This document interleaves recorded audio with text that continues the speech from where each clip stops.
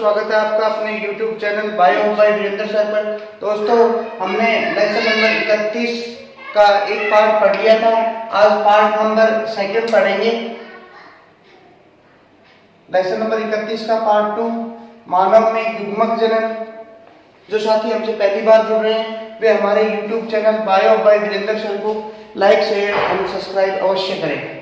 आज का हमारा टॉपिक है शुक्राणु की संरचना।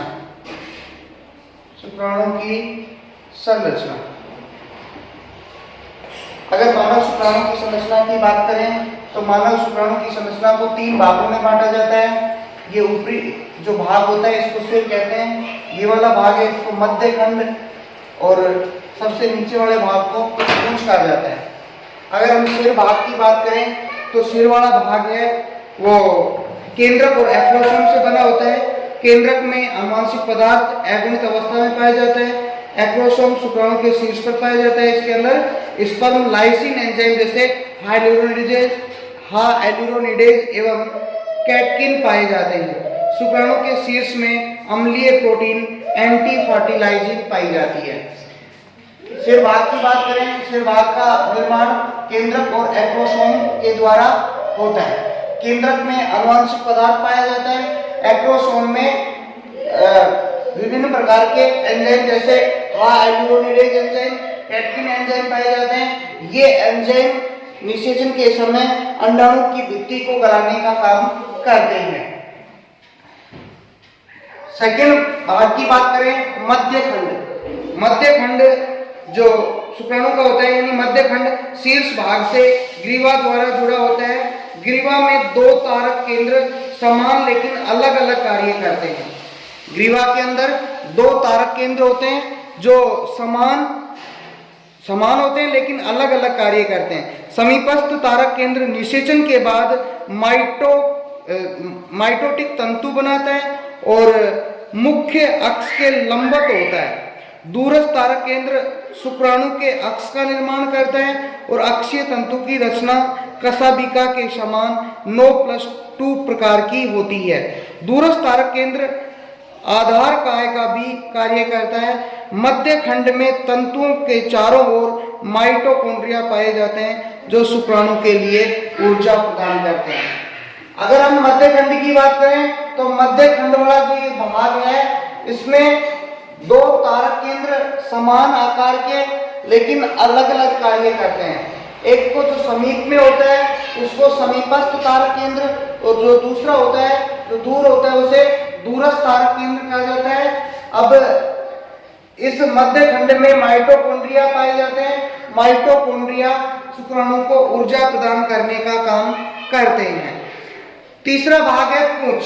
तो पूंछ शुक्राणु का सबसे लंबा नुकीला अंतिम खंड है। इसमें 9+2 रचना के अलावा कोशिका द्रव्य व मोटा तंतु पाया जाता है।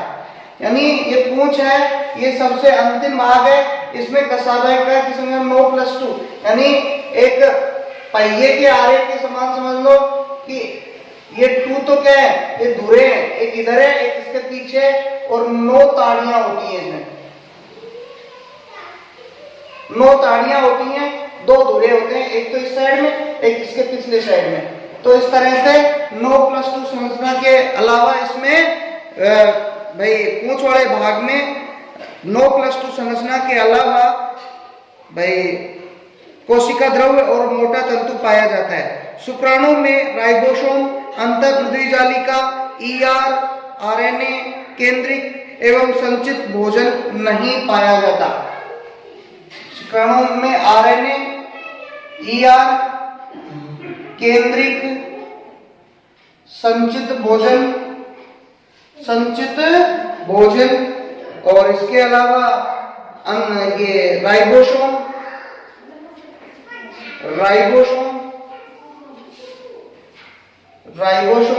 ये नहीं पाए जाते। संचित भोजन RNA, ER, केंद्रिक संचित भोजन RNA नहीं पाए जाते क्योंकि इनका कोई कार्य नहीं होता। केंद्रक में केवल इस केंद्रक वाले भाग में केवल DNA पाया जाता है। केवल क्या पाया जाता है? DNA पाया जाता है। वृषण की शुक्रजननी नलिकाओं से निकले शुक्राणु सहायक वाहिका द्वारा एपिडिडाइमिस यानी अधिवृषण में, अधिवृषण से शुक्रवाहिनी में, शुक्रवाहिनी से शुक्राशय में, शुक्राशय से प्रोस्टेट के स्रावों के साथ मूत्र मार्ग द्वारा शरीर से बाहर त्यागे जाते हैं। मानव में नर द्वारा लगभग 200 से 300 मिलियन शुक्राणु एक बार में त्यागे जाते हैं। इनमें से 60% शुक्राणु, इनमें से केवल 60% शुक्राणु जो होते हैं वो सामान्य आकृति एवं आकार के, और केवल 40% शुक्राणु तीव्र गतिशीलता वाले होते हैं। शुक्र जनन की क्रिया में एक प्राथमिक शुक्रजननी कोशिका द्वारा 4 क्रियाशील शुक्राणुओं का निर्माण किया जाता है। ये अपन ने बात शुरुआत में देखी थी। ये शुक्रजननी कोशिका 2n है, ये अर्धसूत्री विभाजन करेगी, फर्स्ट से n प्रकार की 2 कोशिका बनेंगी, फिर अर्धसूत्री विभाजन सेकंड से 4 कोशिकाएं बनेंगी। इनको स्पर्मेटिड कहा जाएगा। स्पर्मेटिड के क्या बन जाएगी, पूंछ बन जाएगी, तो इनको अपन क्या कहेंगे, स्पर्म कहेंगे। क्या कहेंगे, स्पर्म कहते हैं। और स्पर्म एगोनिक संरचना है और एक शुक्रजननी कोशिका द्वारा 4 क्रियाशील शुक्राणुओं का निर्माण किया जाता है, जबकि प्राथमिक अंडजननी कोशिका द्वारा केवल 1 क्रियाशील अंडाणु का निर्माण होता है। अब ये यहाँ पे हमारा जो शुक्र जनन वाला टॉपिक था वो समाप्त हो जाता है। अब हम अगला टॉपिक अंड जनन के बारे में आगे पढ़ेंगे। शुक्र जनन यहीं पे समाप्त हो गया। अगला हमारा टॉपिक है अंड जनन।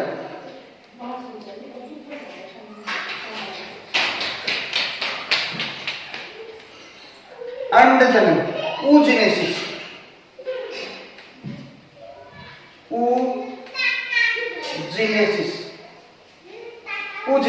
अंड जनन। हाँ भाई, अंड जनन की क्रिया है वो शुक्र जनन की तुलना में भिन्न होती है। अंड जनन की क्रिया है शुक्र जनन की तुलना में भिन्न होती है। अंड जनन की क्रिया जब मादा भ्रूण 3 महीने का मां के गर्भ में होता है, उसी समय अंड जनन की क्रिया आरंभ हो जाती है। अंडाशय का निर्माण हो जाता है। अंडाशय के अंदर जो अंडजननी कोशिकाएं होती हैं उनका निर्माण हो जाता है। अंडजननी कोशिकाएं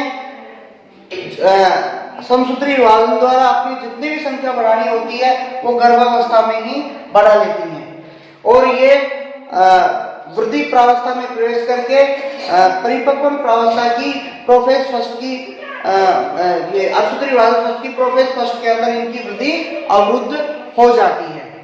अगर हम अंडजनन की बात करें तो देखें कि अंडजननी कोशिकाओं द्वारा अंडाणु निर्माण की क्रिया को अंडजनन कहते हैं। अंडजनन की क्रिया में आर्धजनन कोशिकाएं आर्धसूत्रण द्वारा अंडाणु बनाती हैं। आर्धजनन कोशिकाओं में पूर्ण सख्तता पाई जाती है।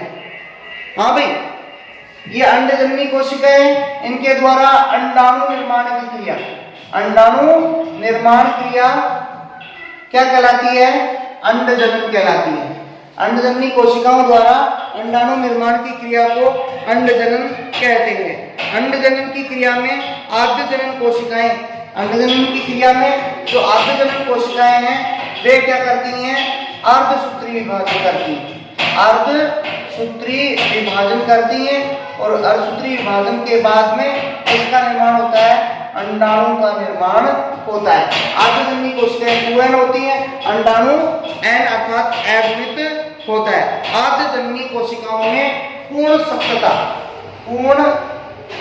सख्तता की क्षमता पाई जाती है, जिसको अपन टोटिपोटेंसी कहते हैं। टोटिपोटेंसी का मतलब क्या है कि कोशिका की वह क्षमता जिसके द्वारा वह अपने समान नए जीव का निर्माण कर सके, अपने समान नई कोशिका का निर्माण कर सके। यानी कोई कोशिका है इसकी वो क्षमता जिसके द्वारा ये नया जीव बना सकती है, नया जीव बना सकती है, अर्थात नए जीव निर्माण करने की जो क्षमता है उसको हम क्या बोलते हैं, टोटिपोटेंसी कहते हैं। अंडजनन की क्रिया को भी हम 3 चरणों में बांटते हैं।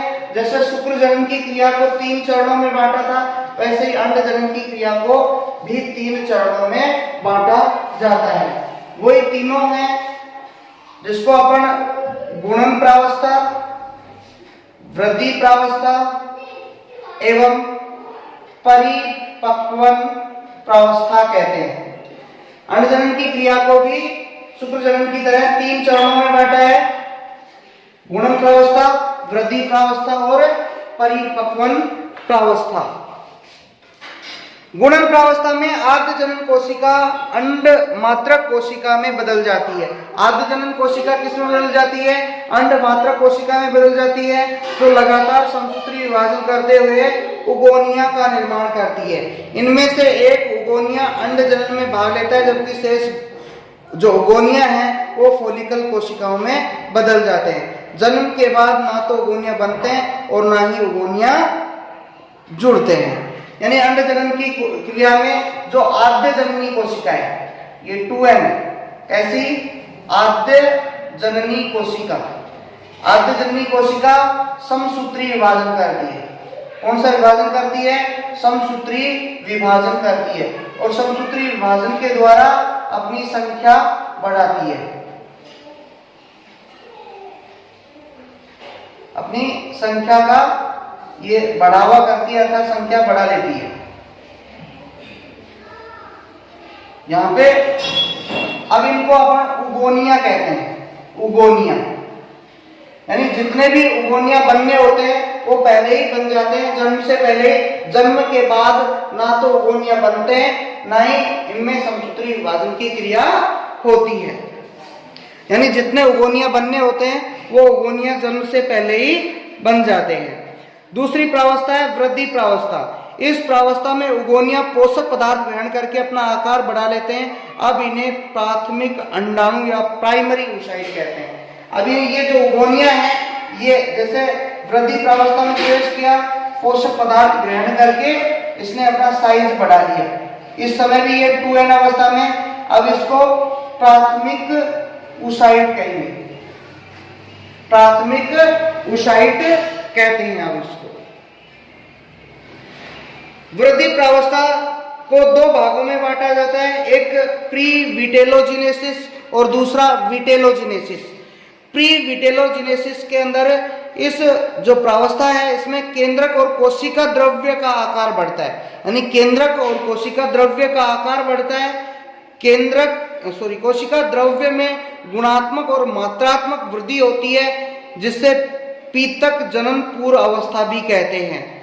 यानी प्री विटेलोजिनेसिस 2 अवस्थाएं, एक तो प्री विटेलोजिनेसिस और दूसरी है विटेलोजिनेसिस। प्री विटेलोजिनेसिस और दूसरी विटेलोजिनेसिस।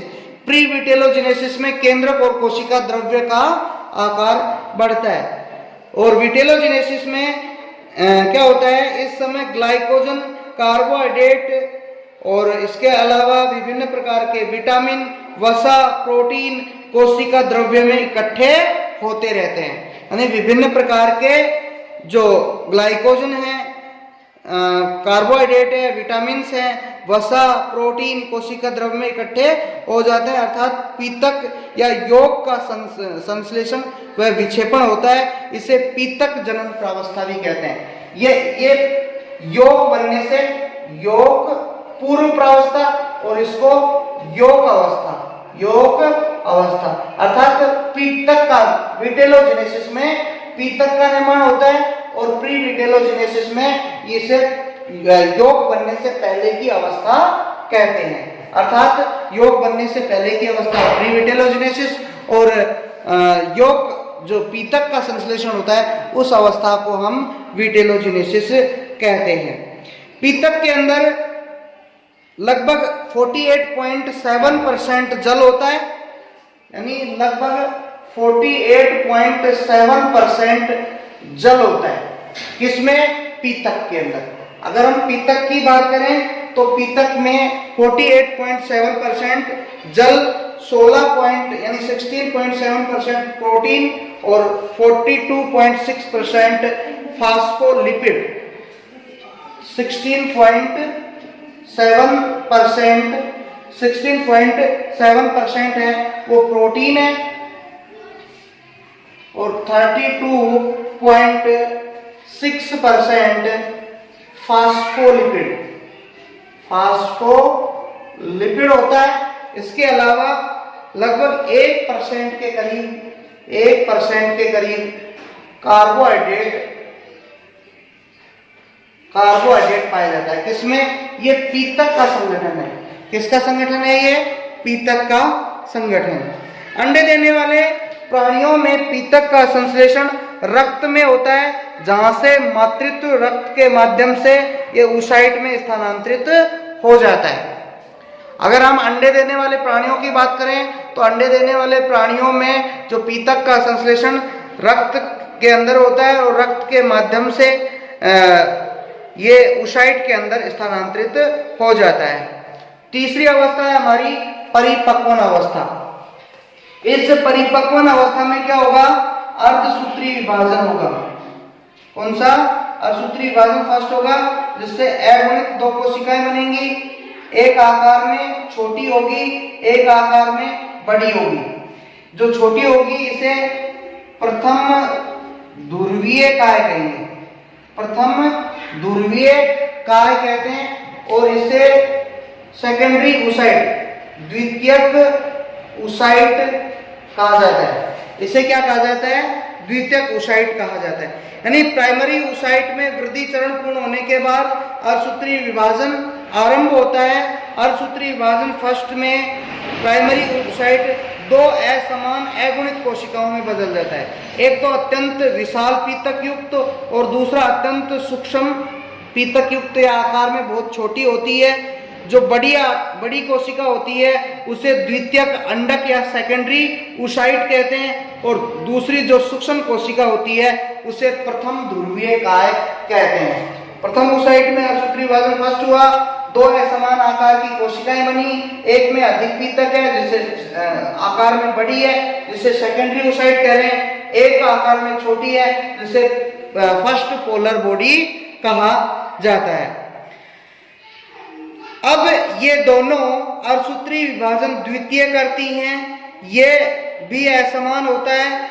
द्वितीयक अंडक कोशिका एक बड़ी पीतक युक्त संतति कोशिका अंडाणु का निर्माण करती है, वह एक छोटी द्वितीयक पोलर बॉडी बनाती है। अब ये ध्रुवीय काय है, ये आगे जन्म में भाग ले भी सकती है और नहीं भी ले सकती, अर्थात ये यहाँ पे भी नष्ट हो सकती है और आगे विभाजन करके जो बनाएगी वो भी पोलर बॉडी बनेगी, अर्थात ए जन्म के अंदर इसका कोई ज्यादा महत्व नहीं है। यहाँ पे भी अर्धसूत्री विभाजन सेकंड होगा, जो भी असमान होगा और एक आकार में छोटी और एक आकार में बड़ी कोशिका बनेगी, जिसे इसको तो अपन द्वितीय ध्रुवीय काय कहेंगे, द्वितीय ध्रुवीय काय कहेंगे, और इसे oocyte या एग कहेंगे, अर्थात सॉरी इसको कहा जाएगा अंड या अंडाणु कहते हैं। हाँ भाई, जनन में केवल अंडाणु भाग लेता है, शेष पोलर बॉडी प्रजनन में भाग नहीं लेती और अंत में नष्ट हो जाती है। अधिकांश स्त्रियों में परिपक्वन प्रावस्था में केवल अर्धसूत्री विभाजन होता है तथा निषेचन से ठीक जो परिपक्वन प्रावस्था है उनमें केवल ये अर्धसूत्री विभाजन फर्स्ट ही होता है परिपक्वन प्रावस्था में, और ये जो अर्धसूत्री विभाजन सेकंड है ये निषेचन से ठीक पहले, जब मेल और फीमेल ये जो सेकेंडरी oocyte के पास ये जो शुक्राणु पहुंचता है, तो अर्थात निषेचन से ठीक पहले अर्धसूत्री विभाजन द्वितीय की प्रक्रिया संपन्न होती है। प्रत्येक प्राइमरी oocyte ग्रेनुलोसा यानी कणिकीय परत से घिरा होता है, जिसे प्राइमरी फॉलिकल कहते हैं। जो अगर हम बात करें oocyte की, ये जो oocyte है ये oocyte एक कणिकीय परत से घिरा रहता है, ऐसे कणिकीय परत से घिरा रहता है, जिस परत को मेम्ब्रेना ग्रेन्युलोसा कहते हैं। प्रत्येक oocyte है वो कणिकीय परत से घिरा रहता है, जिसको अपन मेम्ब्रेना ग्रेनुलोसा कहते हैं। और अब ये जो परत से घिर जाता है इसके बाद में इसको प्राइमरी फॉलिकल कहते हैं, प्राथमिक फॉलिकल या प्राथमिक पुटक कहा जाता है इसको। मेम्ब्रेना ग्रेनुलोसा की परत बन जाने के बाद अब इसको क्या कहा जाता है, प्राइमरी फॉलिकल। ये फॉलिकल जन्म से यौनारंभ तक बड़ी संख्या में नष्ट होते रहते हैं एवं मादा के प्रत्येक अंडाशय में 60,000 से 80,000 प्राइमरी फॉलिकल शेष बचते हैं। जब मादा का जन्म होता है तब अंडाशय में 60,000 से 80,000 ये प्राइमरी फॉलिकल है वो शेष बचते हैं और बाकी फॉलिकल है वो नष्ट हो जाते हैं। प्राइमरी फॉलिकल पर ग्रेनुलोसा की कई परतों का निर्माण हो जाता है जिसे थीका कहते हैं। अब ये धीरे धीरे इनके ऊपर और मेम्ब्रेना ग्रेनुलोसा की परतों का निर्माण हो जाता है। इन लेयरों को थीका कहा जाता है। क्या कहा जाता है, थीका कहा जाता है। थीका के बाहरी आवरण को, जो थीका है इसके बाहरी आवरण को एक्सटर्नल और भीतरी आवरण को इंटरना कहा जाता है। बाहरी जो बाहर वाला आवरण है इसको थीका एक्सटर्ना और भीतर वाले आवरण को थीका इंटरना कहते हैं। जो सेकेंडरी फॉलिकल है वो जल्द ही ट्राइटरी फॉलिकल में बदल जाता है। अब ये जो प्राथमिक फॉलिकल है थीका बनने के बाद में थीका बन जाता है, ये थीका बन जाएगी तो ये द्वितीयक फूटक में बदल जाता है और द्वितीयक फूटक जल्द ही तृतीयक फूटक में बदल जाता है। द्वितीयक फूटक जल्दी ही किस में बदल जाएगा, तृतीयक फूटक में बदल जाता है। अर्धसूत्री विभाजन फर्स्ट से सेकेंडरी ओसाइट के चारों ओर जोना पेलुसिडा बन जाती है। अर्धसूत्री विभाजन से जो सेकेंडरी ओसाइट बनेगा, ये सेकेंडरी ओसाइट, इस सेकेंडरी ओसाइट के चारों ओर जोना पेलुसिडा बन जाएगी। जोना पेलुसिडा का निर्माण हो जाता है। सेकेंडरी ओसाइट के चारों ओर जोना पेलुसिडा बन जाती है। ग्राफियन पुटिका सेकेंडरी ओसाइट को अंडाशय से त्याग देती है। इस क्रिया को हम अंडोत्सर्ग कहते हैं। अब ये जो जोना पेलुसिडा मेम्ब्रेना ग्रेनुलोसा जो बनी हुई थी ये यहाँ से ऐसे फट जाएगी और ये सेकेंडरी ओसाइट है ये अंडाशय से बाहर निकल आएगा। इस क्रिया को हम अंडोत्सर्ग कहते हैं।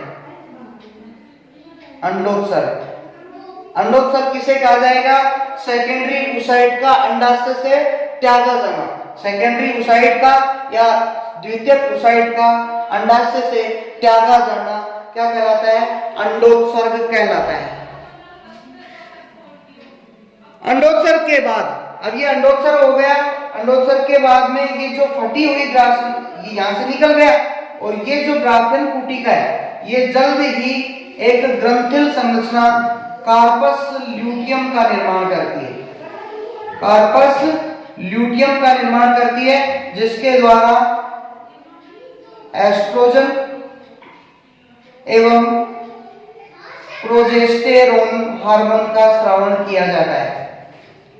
हाँ भाई, अंडोत्सर्ग के बाद कार्पस ल्यूटियम का निर्माण होता है। जो ये जोना पेलुसिडा और मेम्ब्रेना ग्रेनुलोसा की जो परतें हैं ये आगे चल करके कार्पस ल्यूटियम एक ग्रंथिल संरचना कार्पस ल्यूटियम का निर्माण करते हैं। कार्पस ल्यूटियम के द्वारा एस्ट्रोजन एवं प्रोजेस्टेरोन हार्मोन का स्रावन किया जाता है।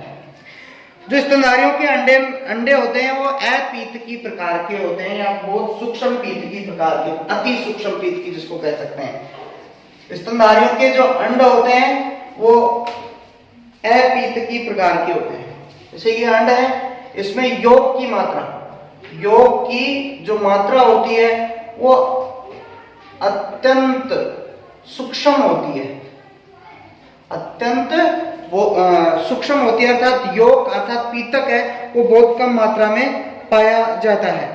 यानी अंडे हैं अपीतकी या समपीतकी होते हैं। इनका व्यास 100 से 150 माइक्रोमीटर होता है। अगर व्यास की बात करें वो 100 से 150 माइक्रोमीटर इनका व्यास होता है। अंडाशय से विमुक्त अंड सेकेंडरी ओसाइट अवस्था में, यानी अंडोत्सर्ग किस अवस्था में होता है, सेकेंडरी ओसाइट अवस्था में। अंडाशय से विमुक्त अंड सेकेंडरी ओसाइट अवस्था में होता है। इसमें जो केंद्रक है वो बड़े आकार का व पीतक की मात्रा अत्यंत कम या नगण्य होती है। अंड की कोशिका झिल्ली के चारों ओर जोना पेलुसिडा का आवरण पाया जाता है। जोना पेलुसिडा से बाहर फोलिकल कोशिकाओं का आवरण कोरोना रेडिएटा पाया जाता है। यानी इसके चारों ओर एक तो आवरण जोना पेलुसिडा पाया जाएगा, जोना पेलुसिडा पाया जाएगा अंड के चारों ओर, ठीक है, और फोलिकल कोशिकाओं का एक आवरण और रहेगा जिसे कोरोना रेडिएटा कहते हैं, कोरोना रेडिएटा कहते हैं। अब ये अंड है, ये जैसे भाई अंड अंडाशय से निकल करके अंड वाहिनी के जो एम्पुला स्टोमस संधि स्थल है उसके ऊपर अंडाणु का शुक्राणु का इंतजार करता है निषेचन के लिए। हाँ, तो जो मानव का अंड है या स्तनधारियों का जो अंडा है, ये अगर आपसे पूछे तो बताओगे अपीतकी या असमपीतकी प्रकार के होते हैं, और मानव के अंड के अंदर योग की मात्रा है वो अत्यंत कम या नहीं होती, नगण्य होती है, जिसको आप कह सकते हैं। अगर आप किसे पूछे शुक्राणु की सतह पे कौन सा भाई एंजाइम ये प्रोटीन पाई जाती है शुक्राणु की सतह पे, शुक्राणु की सतह पे कौन सी प्रोटीन पाई जाती है, तो आप कहोगे एंटी फर्टिलाइजिंग, एंटी फर्टिलाइजिंग, और अंडाणु की सतह पे फर्टिलाइजिंग, एंटी फर्टिलाइजिंग और फर्टिलाइजिंग एंजाइम ये प्रोटीन पाई जाती है। ये हमारे जो 31वां लेसन है मानव में युग्मक जनन, इसके अंदर जो टॉपिक है वो यहीं पे समाप्त होते हैं। आगे के चैप्टर हेतु हमारा नेक्स्ट वीडियो देखें। धन्यवाद।